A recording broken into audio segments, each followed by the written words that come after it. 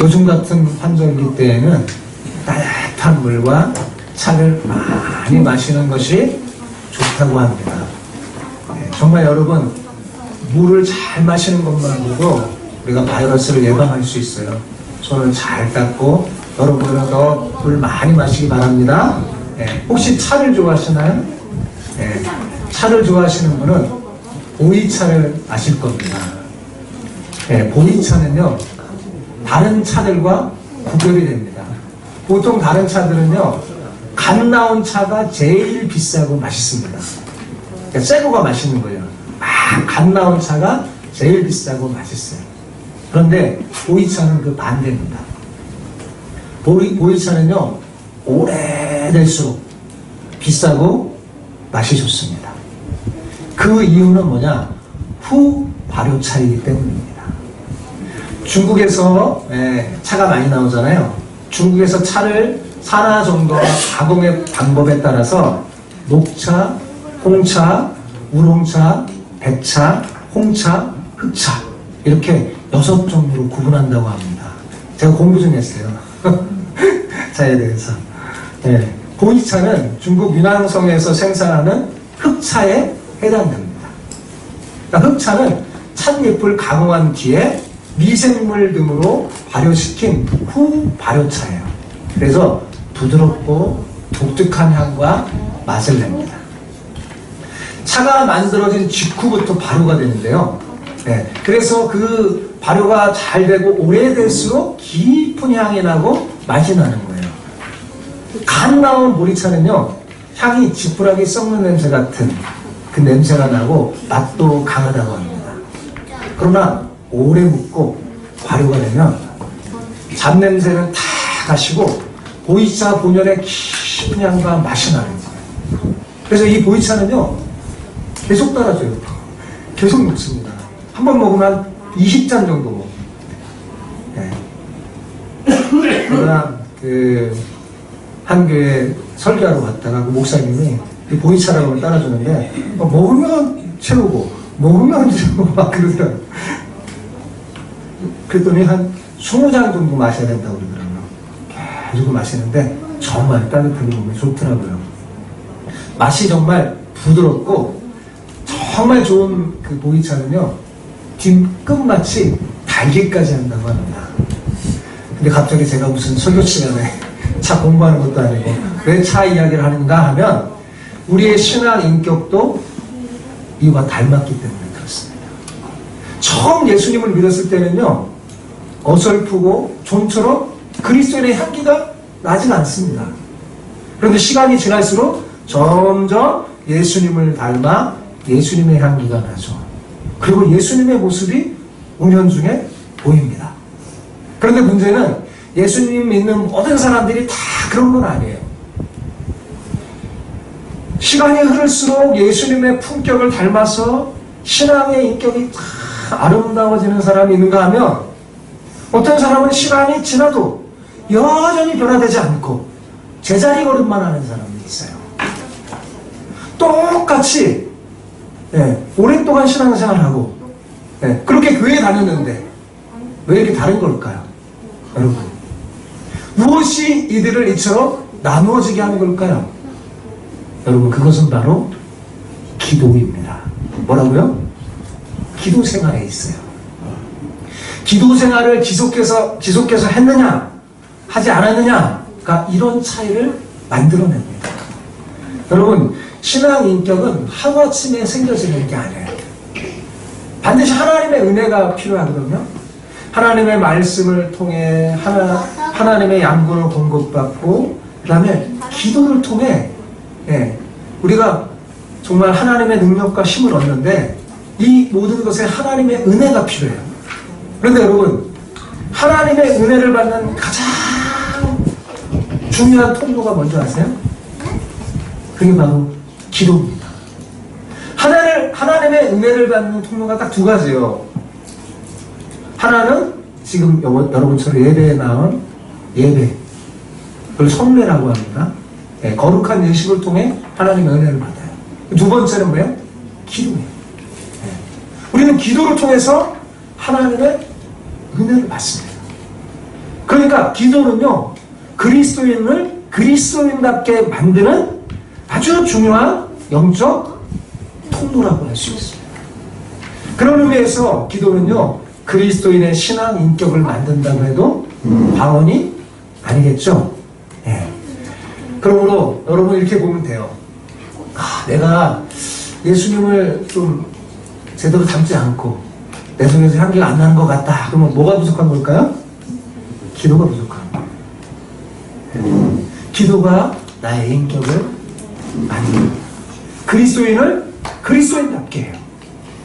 기도 없는 그리스도인의 삶 속에서는요, 보이차처럼 본연의 향기가 나지 않아요. 제가 왜 보이차 얘기를 했냐? 보이차가요, 우리의 신앙생활을 꼭 닮았어요. 보이차가 어떤다고 그랬어요? 시간이 흐르고 잘 발효될수록, 오래될수록 깊은 맛이 난다고 그랬잖아요. 그리스도인도요, 네, 하나님의 말씀과 기도로 시간이 흐를수록 깊은 맛이 나요. 그리스도의 향기가 나는 거예요. 우리의 삶 속에서 그리스도의 향기가 나려면 뭐를 해야 될까요? 네, 그래요. 잘 들으셨네요. 기도를 해야 합니다. 네. 한두 번 기도하면 될까요? 네. 그럼 어떻게 해야 돼요, 기도를? 계속 해야 합니다. 계속 해야 돼요. 그치지 않는 기도가 있어야 돼요. 중단 없는 기도가 우리를 그리스도인답게 만들며 하나님 나라를 확장하는 아름다운 도구로 사용하게 만듭니다. 여러분, 그러므로 우리는 기도를 그치지 말아야 합니다. 무엇보다 힘써야 하는 것이 뭐예요? 그것이 기도입니다. 오늘 옆 사람에게 이렇게 축복하면서 인사했으면 좋겠어요. 중단 없는 기도를 통해 당신의 인격이 아름다운 향기를 바라길 축복합니다. 중단 없는 기도를 통해 당신의 인격이 아름다운 향기를 바라길 축복합니다. 그거예요? 한번 이렇게 인사해 봅시다. 시작. 중단 없는 기도를 통해 당신의 인격이 아름다운 향기를 바라기를 축복합니다. 아멘. 정말 그러길 축복합니다. 네.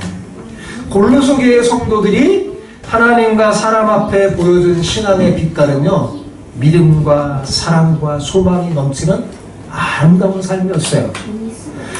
이들이 보여준 그 아름다운 신앙의 삶이 사도 바울로 하여금 저절로 무릎을 꿇게 만들었어요. 자, 9절 상반절을 한번 볼까요? 이로써 우리도 듣는 날부터 너희를 위하여 기도하기를 그치지 아니하고. 거기 한번 줄 쳐보시기 바랍니다. 기도하기를 그치지 아니하고. 거기 밑줄 긋기 바래요. 자, 기도에 있어서 가장 중요한 것 중에 하나는 뭐야? 뭡니까? 예, 기도하기를 그치지 않는 일. 이게 정말 중요해요. 가장 중요한 것은요, 기도를 그치지 않는 거예요. 어떻게 보면 골로새 교회는 큰 문제가 없는 교회로 보입니다. 신앙의 핵심적인 요인이 믿음과 사랑과 소망이 넘치는 골로새 교회야말로 정말 모범적이고 이상적인 교회 아닙니까? 특별히 기도할 제목이 없는 교회로 보여요. 하지만 바울은 골로새 교회를 위하여 여전히 뭐예요? 기도합니다. 근데 어떻게 기도한다고 그랬어요? 기도하기를 그치지 않는다고 그랬어요. 여러분, 신앙적으로 문제가 없는 모범적인 교회지만 그들을 위해 기도를 그치지 않았다는 것. 그것은 뭘 보여주는 걸까요? 여러분, 기도는 꼭 문제가 있을 때만 하는 것이 아닙니다. 예. 문제가 없다고 해서 부르실 이유가 모두 사라진 게 아니에요. 기도는 뭐예요? 항상 하는 거예요. 문제가 있든 없든. 그죠? 우리가 아무리 모범적인 신앙생활을 한다 할지라도 기도하는 일은 멈춰서는 안 되는 겁니다. 왜냐하면 우리는 너무나 넘어지기 쉬운 존재이기 때문입니다. 여러분, 기도하지 않으면 시험에 들 수 있는 위험성이 항상 도사리고 있어요. 그래서 우리 주님께서 제자들에게 시험에 들지 않도록 어떻게 해요? 깨어서 기도하라고 명령하셨더라고요. 자, 우리가 자주 시험에 빠지는 이유 중에 하나가 뭘까요? 바로 기도하지 않았기 때문입니다. 가만히 보면 내가 시험에 든다, 누군가 시험에 들었다, 그러면 뭐냐면 틀림없이 기도가 약해지는 거예요. 기도는 우리로 하여금 믿음을 굳게 지키며 강하게 하며 시험에 들지 않게 해요. 그런데 기도하지 않으면 뭐냐면 연약한 우리가 자꾸만 넘어지는 거죠. 여러분, 바울은 골로새 교회 외에도 수많은 교회와 수많은 성도를 위해서 기도하는 일로 바쁜 사람입니다. 그죠? 그러니 신앙생활 잘하고 있는 골로새 교회 정도는 이 교회는 지금 잘하고 있으니까 잠깐 이렇게 딱 내려놓을 수도 있어요. 그런데 바울이 어땠다고 그랬어요? 골로새 교회 성도들을 향하여 기도의 끈을 놓치지 않았죠. 예전에 제가 목회자이기 때문에 기도하다 보면 사실은 막 기도하다 보면 가까이 있는 사람은 잘 안 하게 돼요. 가까이 있는 사람, 제 아내, 제 자녀. 이제 멀리 성도들 막 하다 보면 골로새 말씀을 묵상하면서 회개했습니다. 다 하는 거예요. 다 그치지 않고 다 하는 거예요. 기도의 특징 중 하나가 뭐냐? 중단이라는 낱말이 없다는 것입니다. 여러분, 기도는 어떻게 해야 돼요? 쉬지 말고 해야 하는 것입니다. 기도의 여정에는 휴게실이 없어요. 애씀과 수고가 따를 뿐이죠. 그러기에 바울은 골로새 교회를 위해서 기도를 그치지 않았다고 지금 말하고 있는 겁니다. 여러분, 사무엘은 기도하는 일을 그치는 것을 뭐로 여겼어요? 죄로 여겼어요. 내가 기도를 쉬는 죄를 범치 않게 해달라고 했습니다. 하나님한테. 기도하는 일을 중단하는 일을 죄로 여긴 그 사무엘처럼 바울도 기도를 그치지 않았습니다. 사무엘은 나라를 다스리는 그 공직에서 은퇴해도 기도하는 사명만큼은 놓지 않았어요. 바울도 역시 사역의 현장을 떠나 감옥에 있었지만 여전히 기도로 교회를 돌보고 섬기는 그 일만큼은 놓지 않았던 겁니다. 사랑하는 성도 여러분, 여러분이 평탄하든 그렇지 않든 간에 기도하는 일만큼은 놓지 말길 바랍니다. 기도가 바로 우리의 신앙의 삶의 성공의 열쇠와 같아요. 그러기에 하나님은 우리에게 쉬지 말고 기도하라고 명령하면서 이것이 그리스도 예수 안에 있는 하나님의 뜻이라고 말씀하신 거예요. 여러분, 이제 한 가지 딱 기억했죠? 이걸 먼저 기록해요. 자, 기도를 어떻게 해야 된다고요? 중단하는 일이 없어야 돼요. 혹시 중단하지 않으셨나요? 여러분 자신을 돌아보세요. 기도를 빼먹지 마세요. 하루에도 빼먹지 마세요. 기도를 그치지 않은 여러분 되시기 바랍니다. 그런데 기도를 해야 되잖아요. 나오는데 어떻게 기도해야 할까? 기도하는 것 이상으로 어떤 기도를 드려야 하는가? 그것이 대단히 중요한 문제입니다. 하나님이 기뻐하시는 기도가 있어요. 우린 그걸 알아야 되겠죠. 그래야지 기도도 더 잘할 수 있어요. 일반적으로 기도에 대해서 배워야 한다는 생각을 가지지 못할 때가 많습니다. 아니, 기도는 많이 하는 건 좋은 거지 뭐 굳이 무슨 배울 필요가 있을까? 이렇게 생각하기도 해요. 그런데 착각입니다. 왜냐하면 우리가 기도를 제대로 배우지 않으면요, 잘못된 기도를 드릴 때가 많아요. 우리의 욕심을 따라 기도할 때가 많고, 하나님이 우리의 기도를 저렇게 기도하면 안 되는데 하는 기도를 드릴 수도 있는 존재가 뭐예요? 우리이기 때문입니다. 그래서 기도는 배워야 돼요. 우리는 이기적인 마음으로 정력으로 구하기 쉬운 존재입니다. 그러므로 어떻게 기도하는 것이 하나님을 기쁘게 하고 어떻게 기도하는 것이 바른지 배우는 여러분 되시기 바랍니다. 바른 기도는 하나님을 기쁘시게 할 뿐만 아니라 하나님이요, 그 기도에 대한 응답을 잘 해주십니다. 그래서 믿음의 기도는 역사하는 힘이 크다고 하는 거예요. 자, 오늘 본문은 무슨 내용이냐? 바울이 골로새 교회를 향하여 하는 기도의 내용이에요. 우리는 이 바울의 기도문을 통해서 기도를 배울 수 있습니다. 그래서 우리에게 좋은 가르침을 줘요. 바울은 골로새 교회 성도들을 위해서 기도한 그 기도문을 썼어요. 쓰면서 왜 썼냐? 기도를 가르쳐주기 위해서 그런 거예요. 무엇보다도 먼저 바울은요, 하나님의 뜻을 아는 지혜와 총명이 충만하도록 기도했습니다. 거기 지혜와 총명에 동그라미 치세요. 지혜와 총명이 충만하도록 기도했어요. 자, 본문 9절 하반절을 보십시오. 자, 같이 한번 읽어볼까요? 너희로 하여금부터 읽어볼까요? 시작. 너희로 하여금 모든 신령한 지혜와 총명에 하나님을 아는 것으로 채우게 하시고. 바울은 기도할 때마다 이것을 굉장히 중요하게 생각했어요. 그래서 바울은 골로새 교회 성도들을 위해 기도할 때마다 무엇보다 먼저 이것을 구했습니다. 여러분, 이 골로새 교회를 위해서 기도할 때만이 아니에요. 여러분, 에베소서, 빌립보서에도 바울의 기도의 내용이 나오거든요. 거기에도 빠짐없이 나오는 기도가 뭐냐면 바로 이 지혜와 총명이었습니다. 바울은 왜 지혜와 총명을 달라고 기도한 걸까요? 오늘 본문에 나와 있는데 대답이. 왜 지혜와 총명을 달라고 기도한 걸까요? 하나님을 바로 알게 하기 위해서입니다. 여러분, 우리가 하나님을 바로 알려면요, 하늘의 신령한 지혜와 총명이 있어야 돼요. 우리가 하나님의 은혜를 깨달은 후에 가장 그러므로 열심히 구해야 할 것이 뭐냐? 바로 하늘의 지혜와 총명입니다. 왜냐하면 이것으로 하나님의 뜻을 알기 때문입니다. 하나님을 알게 돼요. 우리가 어떤 것을 행동으로 옮기기 전에 먼저 하나님의 뜻을 아는 게 굉장히 중요해요. 그래야지 어떻게 돼요? 내 행동에 아름다운 열매가 맺혀지는 거예요.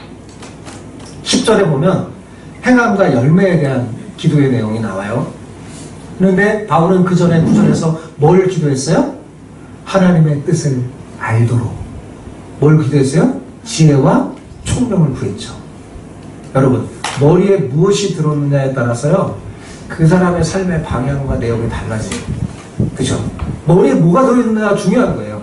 머리에 하나님을 아는 참 지식이 없다면 어떻게 될까요? 그 삶이 비참합니다. 엉뚱한 삶을 살게 되는 거예요. 머리를 싸매고 궁리한 끝에 내놓은 것이 고작 육체를 위한 것이라면 어찌 되겠습니까? 그러므로 우리는 무엇보다도 먼저 뭘 구해야 돼요? 지혜와 총명을 구하여서 하나님의 뜻을 알기 위해서 기도해야 합니다. 왜냐하면 하나님의 뜻을 알아야지 그분의 말씀대로 살아가 좋은 열매를 맺을 수 있기 때문에 그렇습니다. 여러분, 우리의 머리와 가슴이 하나님의 뜻을 아는 지혜와 총명으로 꽉 채워지잖아요. 삶의 방향이 달라지고요, 내용이 달라져요. 삶의 방향이 분명하고 알고 있는 것처럼 여러분 즐겁고 좋은 일이 어디 있어요?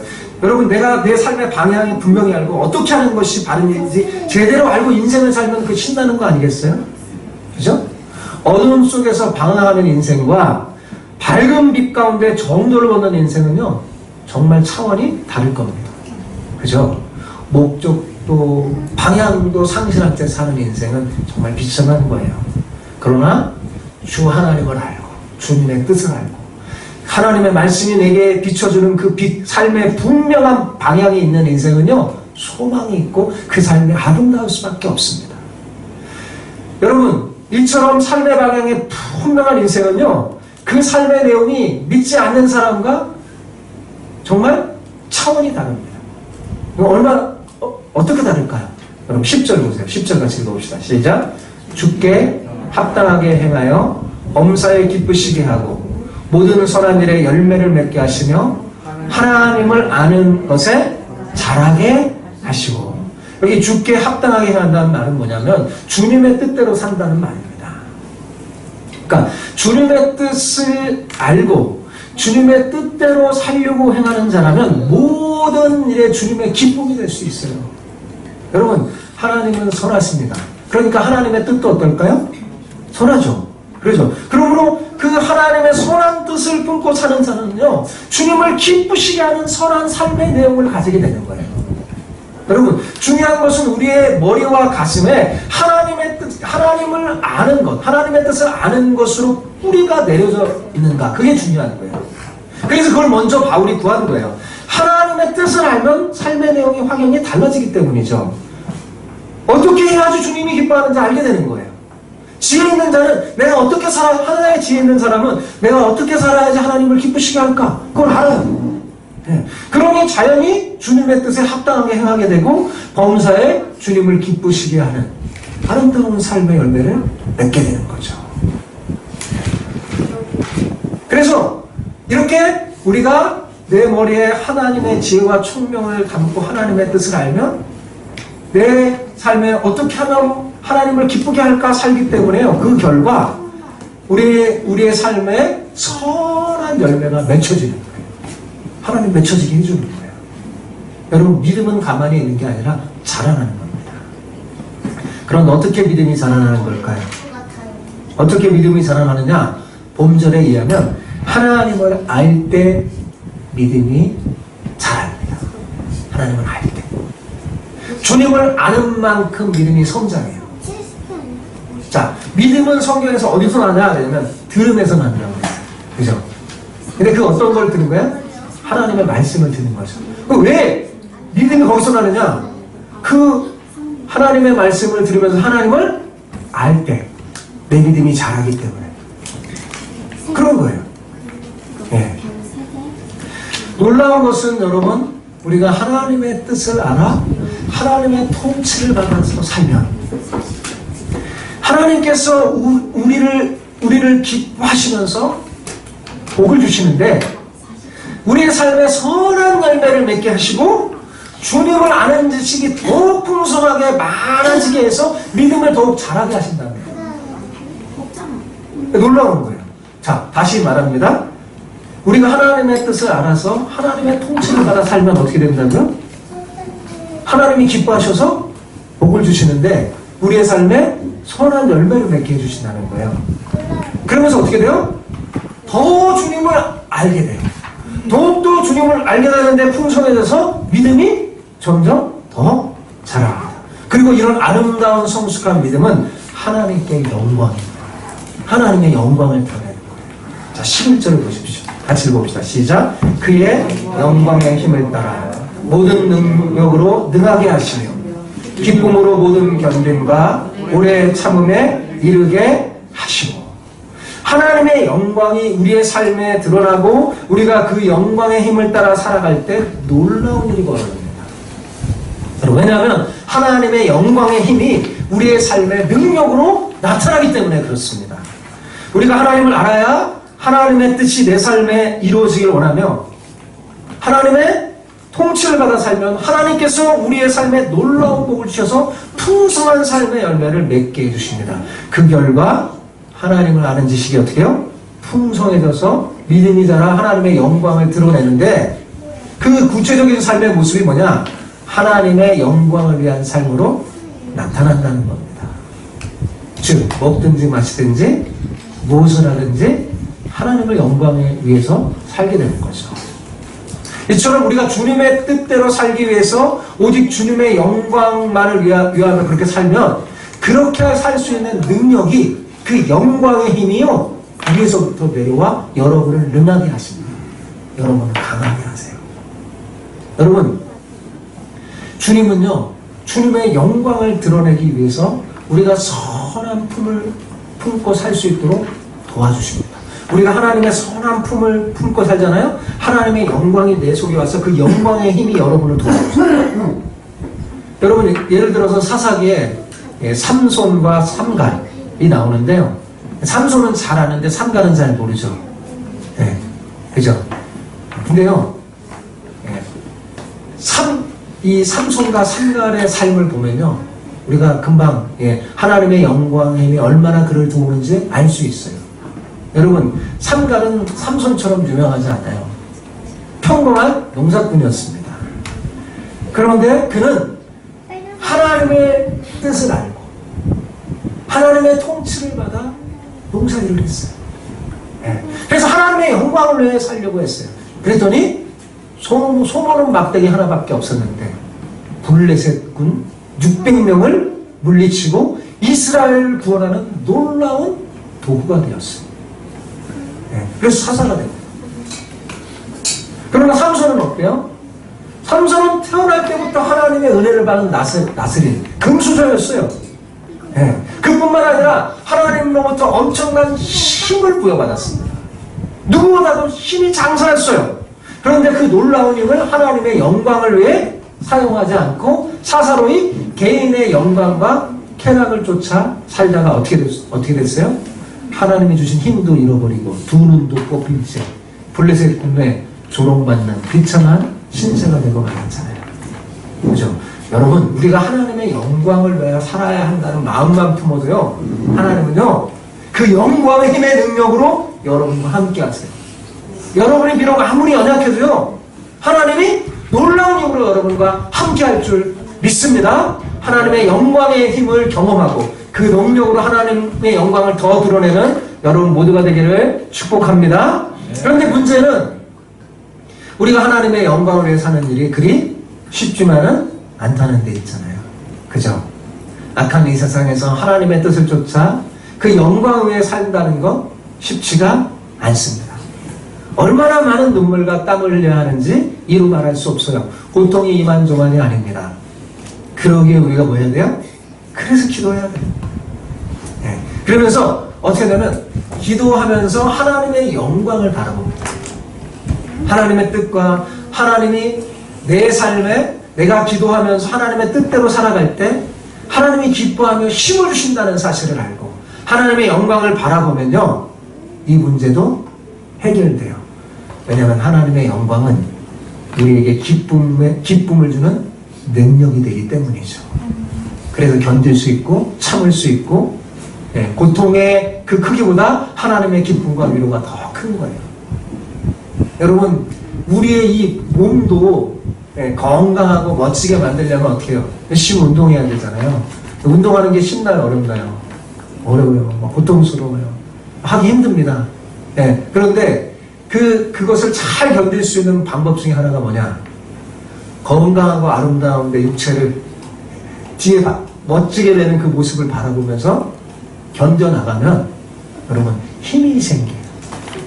여러분 육체적인 일에도 그런 힘이 생기는데 우리가 하나님의 영광을 바라보면서 기도한다면 여러분 능히 이 모든 고통과 어려움 견딜 수 있지 않겠습니까? 능히 견뎌낼 줄 믿습니다. 그러므로 여러분 우리는 얼마나 아무리 힘들고 어려워도 기도하는 사람은요 헤쳐나갈 수 있어요. 하나님의 영광을 드러낼 수 있어요. 우리의 기도는 이처럼 놀라운 삶을 가능하게 해주는데, 그러니까 기도하는 사람은 항상 기도하는 사람은 이것을 하지 않을 수밖에 없는데, 이게 뭐냐? 감사와 찬양을 하지 않을 수밖에 없어요. 왜냐하면 기도를 통해 하나님의 놀라운 능력을 체험했기 때문에 이 놀라운 삶을 가능하게 해주신 하나님의 은혜에 감사와 찬양을 할 수밖에 없는 거죠. 여러분, 그러므로 감사와 찬양을 하는 사람은요, 그 사람은 기도의 사람이라는 걸 우리가 알 수 있습니다. 그래서 기도할 줄 아는 사람, 기도하는 사람, 기도를 그치지 않는 사람은요, 늘 빼먹지 않는 기도 제목이 뭘까요? 감사와 찬양이에요. 감사는 우리의 기도의 우선이 되어야 합니다. 우리 자신의 욕구와 필요를 위한 사연은요, 그 다음에 해도 늦지 않았어요. 이것이 성경이 우리에게 가르쳐주는 바른 기도입니다. 감사는 기도의 향기이자 음악이요, 기도의 시요, 기도의 면류관이라고 할 수 있습니다. 그러기에 바울은 골로새 교회 성도들이 하나님 아버지께 감사하는 삶을 살 수 있도록 이를 위해 기도했어요. 자, 17절에 12절이 바로 그런 내용인데 12절 같이 읽어볼까요? 시작. 우리로 하여금 이 가운데서 성도의 기업의 부분을 얻기에 합당하게 하신 아버지께 감사하게 하기를 원하노라. 우리가 왜 하나님 아버지께 감사해야 됩니까? 하나님께서 우리로 빛 가운데서 성도의 기업의 부분을 얻게 하셨기 때문이라는 거죠. 여러분, 우리는 원래 어떤 사람이에요? 어둠 속에 있었던 사람이에요. 그죠? 그런데 하나님은 어떻게 하셨어요? 우리를 빛 가운데로 나오게 하셨어요. 빛 가운데로서 살게 하셨어요. 여러분, 빛 가운데 거하시는 하나님께서는 우리로 하여금 빛 가운데 거하게 하셨어요. 이것은 하나님만 하실 수 있는 거죠. 우리가 할 수 있는 게 아니에요. 우리는 본래 흑암에 거했던, 흑암 속에 갇혀 지냈던 어둠의 자녀였는데 하나님이 빛 가운데 살게 하면서 빛의 자녀로 삼아주셨습니다. 더욱 감사한 것은 우리에게 성도의 반열에 오를 수 있는 자격을 주셨다는 사실입니다. 여러분, 성도의 기업은 아무나 마음대로 취하여 누릴 수 있는 그런 게 아니에요. 거룩하신 하나님께서 거룩하게 부르신 자만이 주어질 수 있는 특별한 은총입니다. 우리로 하여금 성도라는 은혜를 감당하게 해줄 수 있는 그 하나님 앞에 우리는 감사와 찬양을 해야 할 줄 믿습니다. 성도라 일컬음을 받게 합당한 그릇으로 만드신 분이 누구예요? 하나님 아버지시잖아요. 여러분, 빛은 우리의 것입니까? 아닙니까? 우리의 것이 아닙니다. 성도는 원래 우리의 본래의 신분도 아니죠. 그죠? 기업은 우리하고도 상관이 없었습니다. 하늘의 기업이 우리와 무슨 상관이 있었겠어요? 아무리 봐도 우리는 합당한 구속이라고는 하나도 없는 존재였습니다. 그런데 주님께서 뭐예요? 은혜로 우리를 빛 가운데 부르시고 성도로 부르셔서 하늘의 기업을 주시니 그 하늘의 기업을 받게 합당한 그릇으로 만드시니 여러분, 어찌 우리가 감사하지 않을 수 있겠습니까? 그죠? 그러므로 정말 우리가 할 수 있는, 하나님의 우리가 할 수 있는 가장 귀한 것은 오직 감사와 찬양밖에 없는 줄 믿습니다. 네. 그래서 여러분, 내 삶의 그리스도에는요, 이 감사가 넘쳐야 돼요. 네, 기도에만 넘치는 게 아니라 삶 속에서도 넘쳐야 돼요. 하나님을 찬양하는 일을 쉬지 않는 여러분 되시기 바랍니다. 자, 이제 말씀을 한번 정리해 봅시다. 자, 기도에는 휴식이 있다 없다? 없습니다. 네. 기도에는 휴식이 없어요. 기도 자체가 우리에게 휴식이기 때문입니다. 우리는 기도를 보통 영적인 호흡이라고 그러잖아요. 들어보셨나요? 기도가 영적인 호흡이란 말? 자, 그런데 정말 기도가 영적인 호흡이라는, 그게 분명하다면 기도를 멈추면 어떤 일이 벌어질까요? 여러분, 내 영혼이 숨이 차서 헐떡거리고 고통을 받겠죠? 여러분의 영혼을 고통스럽게 하지 마세요. 네. 기도를 쉬어서는 안 되는 겁니다. 다른 모든 일은 잠시 다 멈출 수 있어요. 그것이 아무리 선한 일이라도요, 잠시 멈춰야 될 때가 있어요. 멈출 때가 있습니다. 그런데 기도는 그럴 때가 없어요. 기도는 멈춰서는 안 되는 겁니다. 그래서 성경에 보면 기도에 대해 명령할 때 이렇게 말합니다. 쉬지 말고 기도하라. 한번 보여주세요. 한번 넘겨보세요. 쉬지 말고 기도하라. 데살로니가전서 5장 17절에 쉬지 말고 기도하라. 소망 중에 즐거워하며 환난 중에 참으며 기도에 어떻게 해요? 항상 힘쓰라. 모든 기도와 간구를 하되 항상 성령 안에서 힘쓰며 이를 위하여 깨어 구하기를 항상 힘쓰며 여러 성도를 위하여 구하라.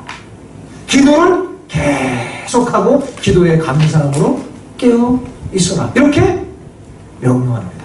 자, 기도에 대한 명령을 가만히 보면 공통점이 뭐예요? 계속해야 한다는 거예요. 그죠? 쉬면 안 된다는 거죠. 그죠? 우리가 이 땅에 사는 동안에 기도는 멈추지 말고 계속해야 한다는 사실을 잊어버리지 마시기 바랍니다. 이게 제 말이 아니라 누구 말이에요? 하나님 말씀이에요. 네. 성경의 말입니다. 기도는 그치는 게 아니에요. 그래서 사무엘은 아예 그것을 하나님의 명령이기 때문에 그치는 건 죄라고 생각한 거예요. 그래서 기도하는 죄를 엄하지 않도록 하기를 원한다고 그런 거죠. 사랑하는 성도 여러분, 여러분이 사는 날 동안에 기도를 그치지 마시기 바랍니다. 무엇보다도 하늘의 신령한 지혜와 총명을 구하세요. 기도할 때 잊지 말고 여러분이 구해야 되는 게 뭐예요? 하늘의 신령한 지혜와 총명. 그래서 하나님을 바로하는 여러분이 되시길 바랍니다. 여러분이 하나님을 바로하는 지식을 갖게 된다면요, 하나님의 통치를 받아 하나님의 뜻에 합당하게 살려고 할 것이고, 그 결과 선한 열매를 맺어서 하나님을 기쁘시게 하며 하나님의 영광을 드러내는 여러분이 될 것입니다. 자, 이제부터 저는 이 골로새 교회 이 본문의 기도문을 가지고 여러분의 기도할 거예요. 여러분도 골로새 본문을 쫙 보세요. 그리고요, 그거에 맞춰서 여러분의 남편과 아내와 자녀를 위해 기도해 주세요. 네, 제가 이 본문을 가지고 여러분의 기도하면 여러분은 어떻게 해야 돼요? 여러분도 이 본문을 기초로 해서 저를 위해 기도해 주시기 바랍니다. 우리가 이렇게 서로를 위해 기도하면 어떻게 될까요? 보이차처럼 시간이 흐를수록 깊은 향을 내는 그런 그리스도인 된 겁니다. 저는 우리 성도들이 시간이 흐를수록 성숙해지고 정말 보이차처럼 깊은 향이 나고 그리스도의 향기를 품는 그런 아름다운 사람들이 되기를 소망합니다. 그런 여러분이 되기를 축복합니다. 코로나19로 어느 때보다 정말 어려운 시기를 우리는 겪고 있습니다. 이때 우리 모두는 더욱더 힘써서 기도해야 되겠죠. 나라 민족을 위해서. 이 코로나19의 문제를 빨리 잘 해결할 수 있도록 하나님 도와달라고 기도하길 바랍니다. 지금같이 어렵고 힘든 시기에요. 세상을 위해서 그리스도인인 우리가 해줄 수 있는 가장 좋은 게 뭐냐? 마음을 담은 진정한 기도예요. 혹시 우리의 죄악이 이 전염병을 가져온 것이 아닌가? 자신을 살피고 돌아보면서 죄를 멀리하고 죄와 싸우면서 우리가 스스로 낮추며 겸비하여 기도하면 하나님께서는 반드시 코로나19 문제를 해결해 주실 줄 믿습니다.